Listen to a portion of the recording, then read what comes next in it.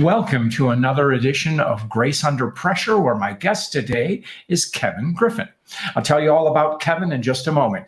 Grace Under Pressure is that show which deals with what's too often dismissed as the soft stuff, the caring, the commitment, compassion we exert toward others. And when you do it for the benefit of others, it's a leadership position. You do it to bring people together for common cause.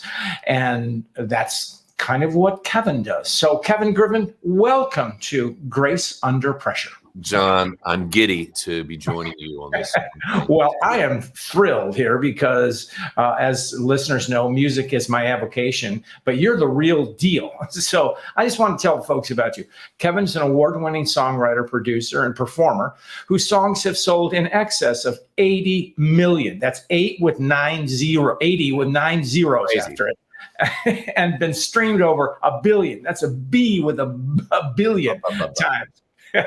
Here's a platinum selling rock band, Better Than Ezra. His new book, which we're going to focus on today, is The Greatest Song: Spark Creativity, Ignite Your Career, and Transform Your Life.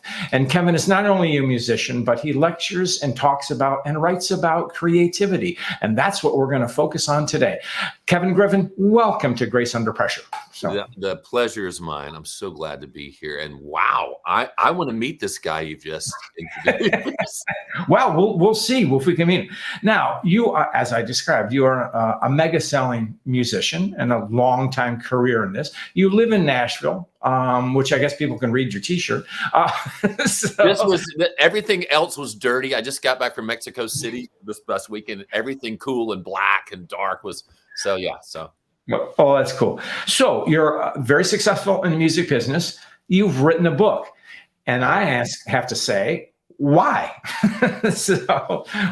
Well, I was an English major at Louisiana State University, and I've always been an avid reader and have written short stories and played around like most people. We feel we have a book inside as a novel. We mess around with it, and it never really comes to fruition. But about 7 years ago, the way it started is they say nothing ever good happens in a bar after 2 a.m. And for the most part, they're right, especially during Mardi Gras in New Orleans. But I ran into a friend, a friend of mine, Brady Wood from Dallas, Texas. He was there with some other friends from a YPO group. They were there during Mardi Gras. They had Malcolm Gladwell come and speak to them. And he was just talking about the experience. He was like, man, why don't you come and speak to our chapter? And 3 months later, and we finished our jambalaya that night, and we went to our separate ways. But 3 months later, I spoke to a YPO group in Dallas, really about the tools that I use as a songwriter. I've been doing it for 30 years. Even then, it was 25 years. What do I do to stay inspired and creative, successful and nimble? And how do I believe in a second and a third and a fourth and a fifth act. And so I started doing this speech, and it kind of went from YPOs to companies like Nike and Google and Spotify and Disney. And so it started percolating in my head. Wow, I want to share this with more people, but how do I do it? And one day on a run, so many things good happen to me when I'm exercising, ideas. Right. Well, we've gone, Kevin, from a bar at 3 a.m. to running. So, okay. Right. It's all about extremes, John. It's yin and yang. It's life, brother. But I had an idea. I'll tell a story because I love business parables. And business parables, I like learning, and I want it to be in a concept like the equivalent of a high efficiency detergent, like a little pod. I want a lot. I want to be able to I want to metaphorically be able to eat that pod or read it. So I decided to write a story, a business parable, and that's how The Greatest Song was born. Okay, well, great. I want to back up just a little bit. Writing is generally a solo effort, but I know in music there's the long history of collaboration. So, and you are a singer-songwriter. What's your perspective on collaboration, and how does it help you as a solo artist? Collaboration is key, and it is the foundation for everything I do. Everything that's happened really good, after a certain point in my life, and in the book, that's the first tool. I talk about creative collaboration. Even as a solo artist, I'm singing songs that I wrote with other writers. I'm, you know, during the early success of Better Than Ezra, I wrote all the songs. And then after 6 years, my band was dropped. And I had to make a decision. Am I going to go to law school? Am I going to leave the music business? Suddenly, in 6 short years from 1995 to 2001, I'd gone from playing, doing Saturday Night Live to being dropped. And we were in New Century, and it was, and so my father always said something to me. He said, nothing changes if nothing changes. And so I realized, I was like, okay, I want to continue in music, but what I've been doing isn't working. And around the same time, this was 2002, I collaborated with someone for the first time, and that person was Meatloaf in Los Angeles. I was recording an album at a place called Conway Studios in LA. Justin Timberlake was making an album in Studio A. Better Than Ezra was in Studio B, and then Studio C, Meatloaf. And I collaborated with him for the first time. Actually, I didn't know if I wanted to do it, because when you write by yourself, you trust it because it's just you, and it has to, or you do anything by yourself, it passes those internal filters, that litmus test that you have. So when you collaborate, you have to trust.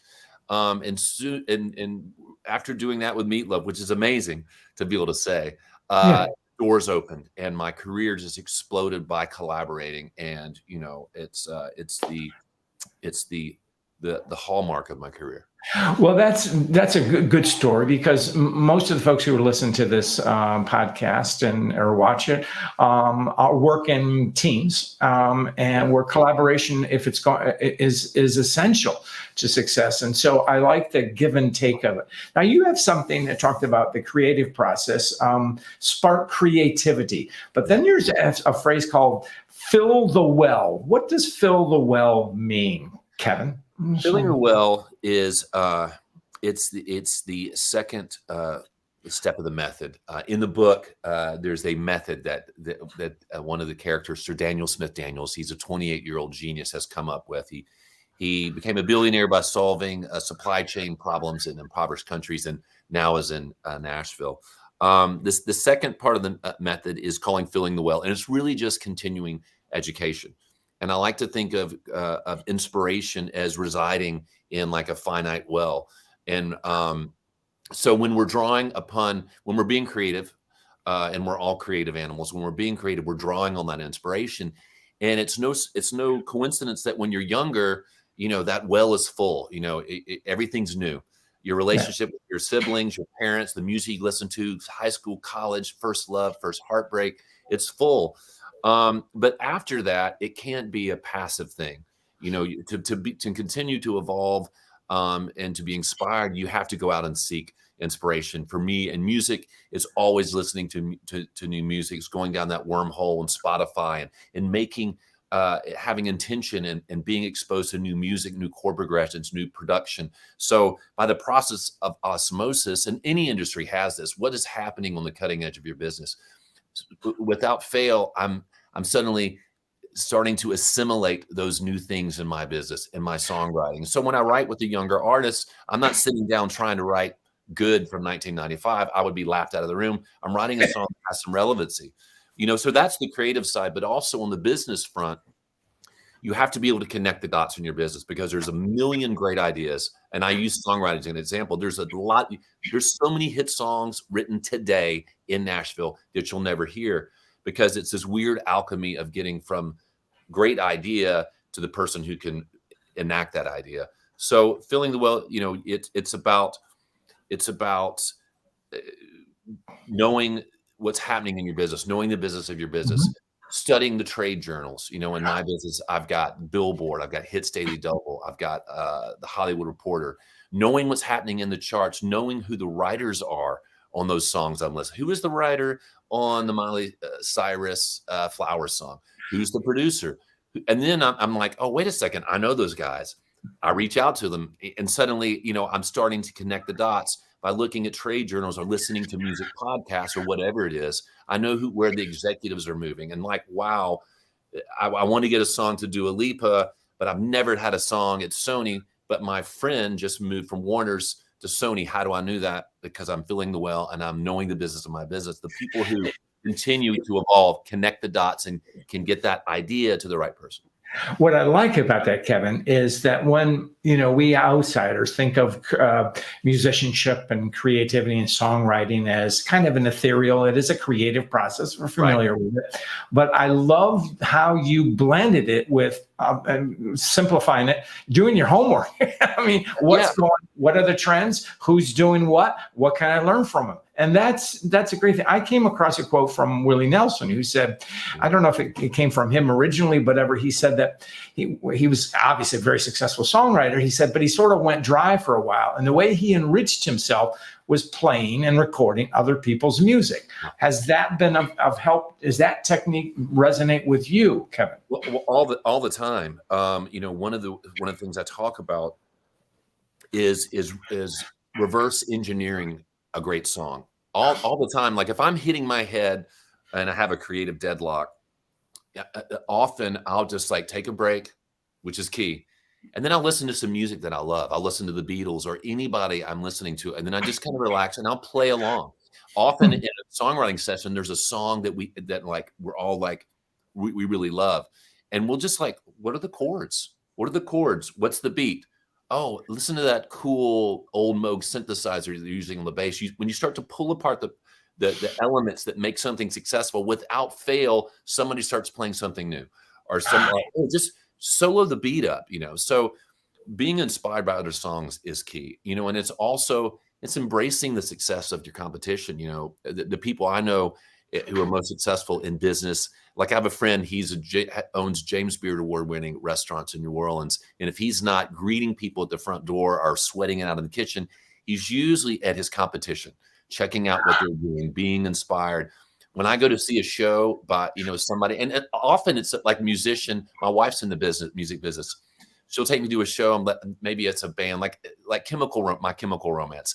I like their music, but I wouldn't go see their show. I went and saw their show, and I was like, oh my God, now I get why 13,000 people are singing along. And they did some cool things during the show, and now I've kind of made it my own in my own show. So it's really just about knowing what's happening in your business, always with intention, seeking out whatever that field is. There's no excuse not to know what's happening. And when you start to do that, that's when you're able. It's like in not Game of Thrones, the Queen's Gambit. Well, Game of Thrones. We'll go down the Game of Thrones rabbit hole. Queen's Gambit. Really, it's about connecting those dots and how do you see, moves into the future. And those people that can see that and equip themselves by feeling the well are the ones who succeed. Now, you use a phrase which I think our teachers or our parents certainly said it to me, but maybe not to you, Kevin. Change your attitude. What did you mean by that? Well, most people like us, John, we grew up, it was when like my parents would say, you need to change your attitude, go back to your room and change your attitude. Or usually a coach in sports would say, Griffin, go to the locker room if you don't change your attitude. But I was exposed with a friend in a plane to what attitude means in flight. And everybody knows what altitude is. It's the height you are, from the Earth's surface. But attitude is your orientation to the Earth. Are you nose down or you nose up? Specifically on your angle of approach. When you're landing a plane, what is your attitude? Because it has to be correct. Otherwise, you don't walk out of the plane. I love that. I love what is your angle of approach? Specifically when you're in a group, when you're collaborating and you're banging your head on an idea, take a step back. Change your attitude or change your angle of approach. When I'm writing a song, most of the time I start with the guitar and start playing chords. But when that's not working, I'll put the guitar down. I'm like, let's work with lyrics. I'll start with lyrics and I'm in the room and somebody is a great lyricist and they'll have a great idea, a great lyric, like in the book, Perilous, somebody says perilous and they sing out a lyric, or we'll start with the beat. Let's just kind of start moving and grooving. And during that process, as I'm telling you, I've seen so many times by changing your attitude, a different angle of approach to break that creative deadlock. And then like what I mentioned earlier is reverse engineering a great idea. Without fail, you do that thing as you change your attitude, something always starts happening. That's great. Now, okay, you go out on a limb here. So you have a phrase here called "dare to be stupid." So you're not a stupid person, Kevin. So why did you write that phrase? So- Well, in the book, it's the fifth part of the method, and it's demonstrated to our protagonist, his name is Jake Stark, by Sir Daniel Smith Daniels. And you need to listen to the audiobook because I do all these impressions.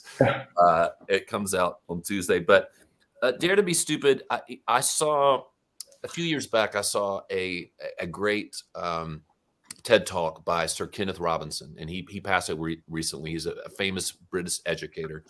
And he said something, it was you'll never come up with anything truly groundbreaking unless you're prepared to fail. And I really took that to heart. And the people I know in the music business or any business are the ones who in a collaborative environment, in a business environment, aren't scared to say some big idea.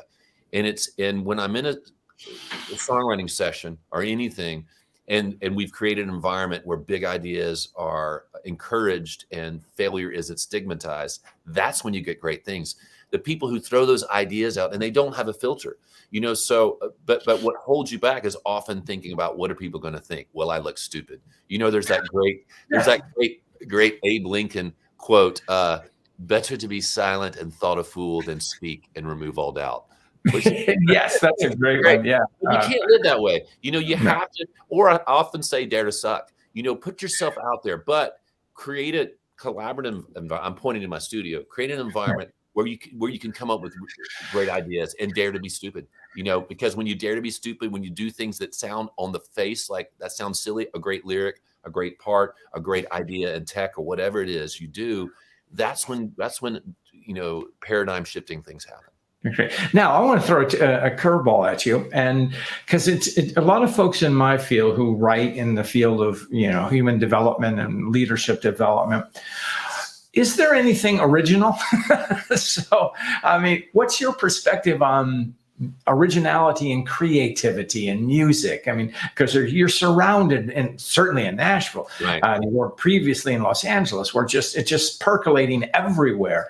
If you step back, are we being creative? Are we being original, or does it really even matter? So, I am an eternal optimist about that kind of question. I do think there's originality happening all the time, but it's coming through. You get inspired. You create by what you're inspired by, and nothing comes from a vacuum. So the inspiration has to come from somewhere.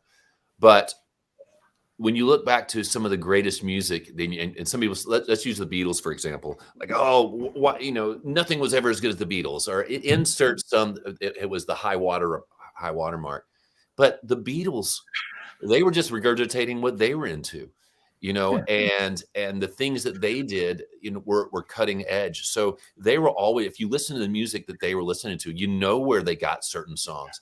And today you can hear a lot of in certain songs, if you're a veteran in your industry, you stay around long enough, you can hear certain trends regurgitate and come back around. But suddenly it's a new voice. It's as someone who has no background that's similar to your own, or a younger person that they come from somewhere else, different influences, but there's this one tiny thing that's different, so there's always, you can hear everything maybe is a little derivative, but there's always something fresh. There's a fresh voice. Maybe it's just a younger person singing the song or coming up with the idea. But I do believe there's originality happening all the time. There's only 12 notes, but infinite possibilities. And, once something goes into that, I'm endlessly fascinated. And in the book, the person who utters the phrase "dare to be stupid" is a genius, and that he's come up with this crazy formula like Russell Crowe in Beautiful Mind. But what fascinates him about music is that it defies dogma. That while there is musical elements to it, there is such a subjective nature to music, and that's what I find endlessly fascinating. Well, I have found that music connects with us in ways that words do not. I mean, the closest might be something poetic, but poetry. But music, it operates on a different plane, and it touches us. It can make us irritable if we don't like it, or it just touches our soul, or it harkens back memories. So that is the genre in which you work. And so I often people come up to me and they start what they're going to say by this might sound stupid, or this sounds silly. And invariably they tell me a story in their life about one of my songs, how it was part of that memory. And that's when I say, no, what you're saying is the biggest compliment to me. It is the reason I do that. I get to be that. Music, like you just said, music conjures images, our history, our ups and downs, our lives. It's a soundtrack. It's a hallmark of those amazing things in our lives. And it's just, it's very humbling, and I'm super grateful when people say that. Like, that means I did something great. Was I your first dance? Was I your first love? The song you listened to when you road tripped out west. If I get to be that, and when I hear that, I'm like, thank you, because more than any accolade, that means I've done something right, and I get to be part of your life. And that's the amazing thing about music. You're right. It passes. It's not about, I was listening to the Gypsy Kings this weekend. I don't know any of the lyrics, what they mean. I've listened to them for 20 years. The music moves me to tears often. It doesn't, it's a music conjures up emotions, and to be able to have my finger in that world is a gift. No, I love that story about when people tell you what a song of yours meant. I mean, you're true. There is no greater compliment, to a songwriter or a musician than that. So, because someone lets you into their life that you don't know, and you're part of their memory, a wedding, a love, and it's really cool. Now I want to twist it a little bit, because going away from your book, but you've had the opportunity to write songs for some of the greats. What have you learned from them? Not looking for gossip, but what lessons resonate with you? You mentioned Meatloaf, who was legendary in his career. So what resonates with you when you think about that, Kevin? Meatloaf, and then Blondie, and Howie Day, and Taylor Swift, and Sugarland, and Dierks Bentley. And I think the biggest thing I've learned is that where I've had success in life is figuring out what does they're a talented person. What does that person do well, and how can I facilitate what they do? There's a lot of writers who win, and they're very successful, more successful than me. When they write a song with an artist, it sounds like that songwriter. It doesn't sound like the artist. And what I've learned when I've been in some big sessions where I'm trying to force my idea on the artist. But when I've listened to the artist, so call them the client, when I've listened to them and what they're really trying to say to me, it's something I talk about in the book, that the lost art of listening. When I listen, that's when I actually realize they're actually saying something really amazing. And that's when I've gotten really great songs. So great songwriters, they teach me, and great artists, I learn by listening. And I'm always prepared to do the heavy lifting, but the greatest things happen in a collaboration when you listen. I love that analogy, and it echoes to me. I began my career as a speechwriter, or one of the things I did. And so the hallmark of speech writing is it's not your voice, it's the voice of the speaker. And so I hadn't heard a songwriter talk about it the way you did. You put yourself in service to the artist. Oh my gosh. Yeah, absolutely. And you have to be their voice, and you have to bring your skill set to the fore. And how do I make them what they're trying to do better? And the only way, and I haven't done it, it's not without, look, I'm a type A personality. I will love to take control of the songwriting session. But when I've done that, it hasn't paid the dividends that listening has, sitting back, being prepared, and bringing thoughtful ideas to the songwriting collaboration. Well, listening is a paramount attribute of successful leadership, because leaders who don't listen find themselves not only isolated, but doing a lot of stupid things. things, and they're not daring themselves to be stupid. They are acting with stupidity. So. One thing that a phrase that often comes throughout the book is checking your ego, because ego is the thing that constantly in a collaboration, if I'm trying to impress my ego, if I want to, say that I did the most, it's not going to be a good collaboration. And there's a character in the book named Shane Sawyer, and he's kind of a Sam Elliott in the book. And I'm not going to go into my impression, but he has a great phrase: "My ego is not my amigo." And I love that phrase because, that is a good phrase. In songwriting, when I check my ego at the door and realize that, hey, in this collaboration, we're all talented. Listen, everybody, when I don't micromanage, and I sit back and let everybody really allow themselves to do what I brought them there for. That's when I get a hit song or a hit idea. And so if I check my ego and say, hey, I'm good at what I do, but so are they. Let's do something amazing together. That's when we do amazing stuff. That's great. One quick thing, every author gets asked this. What's the 30-second takeaway that you want readers to come away from with when they see the greatest song, spark creativity, ignite your career, and transform your life? I wanted this book to have real takeaways, to be able to read. Like I wanted it to be short. It's 160 pages. I wanted to be able to, so often in books, I'm like flipping forward, like, okay, where's the secret? Where's the secret? So it has that in the book. I think the biggest takeaway is that everything is connected.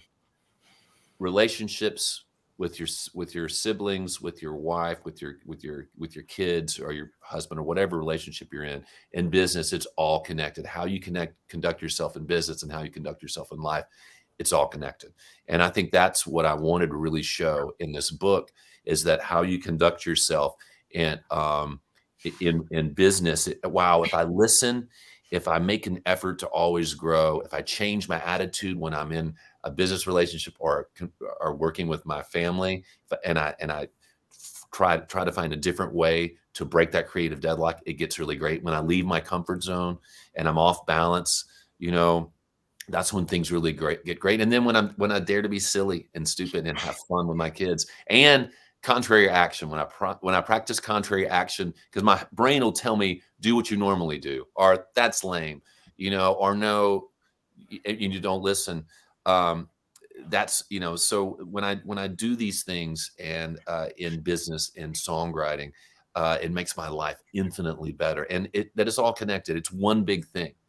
When you say contrary action, so do the opposite of what your gut is telling you. Is that your secret? Well, that's the first thing that Sir Daniel Smith Daniels impresses upon our protagonist. He's like, hey, before we start these songwriting sessions that will demonstrate the method, I want you to do a little contrary action. That's the first way to start change in your life, because we're creatures of habit. I'm a creature of habit.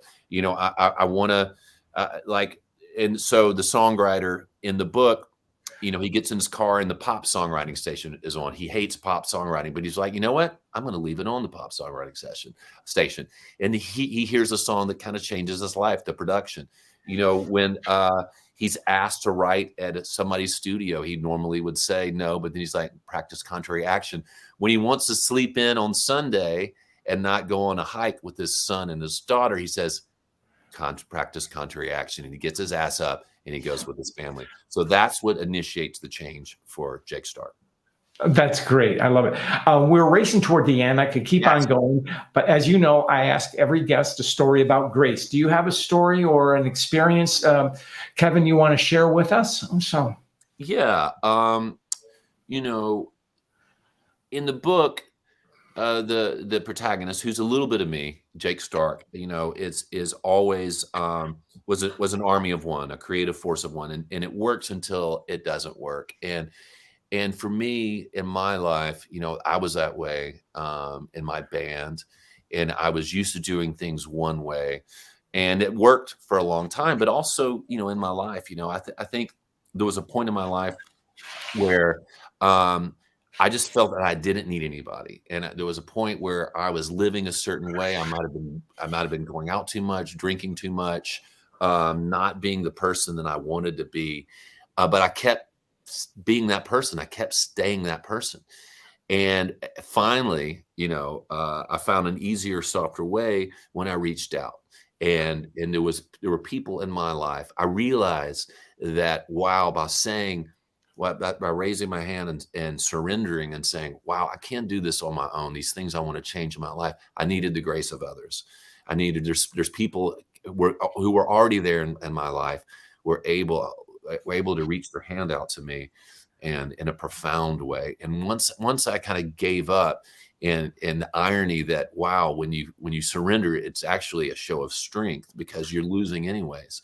When I was given that grace by other people, my life did a 180. And so now in my life, there has to be purpose in my life, and I have to show grace to other people. And when I do, man, you get it back, and it is the law of the universe. You get what you put out there. So yes, grace has been extended to me and shown to me throughout my life, and I try to give it to others. But it's progress, not perfection. No, we're all works in progress. And what a beautiful story. You've really encapsulated. We always say grace is a gift without strings, and it comes to us, and you're paying it forward, paying it back, and living it. So sing it forward, as they do, as they say in the book. Kevin, it's been an honor to speak to you. How can people find you? So go to the website, kevingriffinmusic.com. You can get the book there, but go to Kevin M. Griffin at Instagram and Twitter and all that kind of stuff, and I will barrage you. Let me in, and I'll never leave. Yeah. Kevin, we will put that in the notes. Thank you very much. It has been an honor to speak to you. And with that, we will go out.